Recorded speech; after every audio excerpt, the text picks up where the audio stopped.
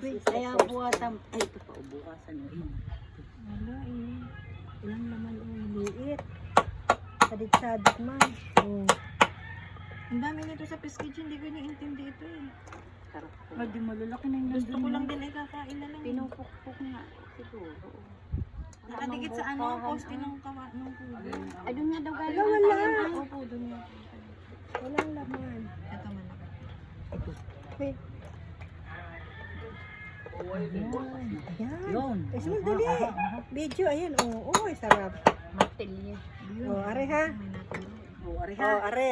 Tagay, pulutan. At saka oyster. Wah! Tabaan na. Meron ito, natulo eh. Ano pala? Isang sito din. Saka isang... Ay, di daw pinupukpuk. Paano nga? Wala naman titang susundutin eh.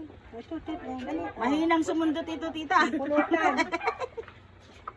Isang kaldero naman atang malaki yan.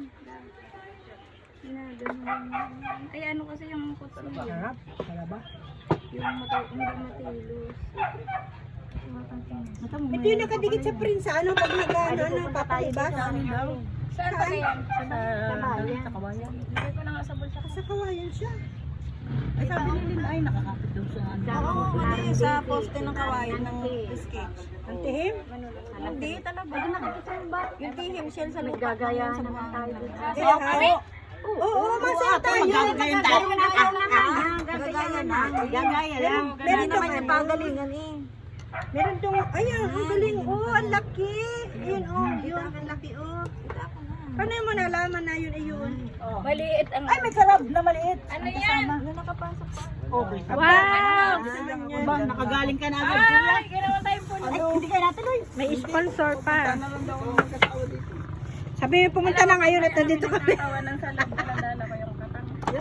Dapat pala sana sabi natin si Ate Maylin para nakasabi. Okay na lang yan, sabi ni CJ. Ay, sabi niya galing, bigay sa kanila pulutan. Sabi ni Joy. Ako din, sabi niyo. Nasa seminar yun. Ngayon, nasa Naga sila. Kasama ninda Sir Mervin. Kaya pala rin. Dito na lang tayo kay Andres. Dudukutin na Sila, lang. madali. Magaling magano. Pag marunong. Ari, tita. Ano? Wah! Naggalangan yan sa bahay ay peste yan. Bagay kayo pa eh. Kung bala kayo dyan. Sarap. Kasi pag nakain ako nito, hindi Yung ko ano na lang. ni Rod na nakatiyo.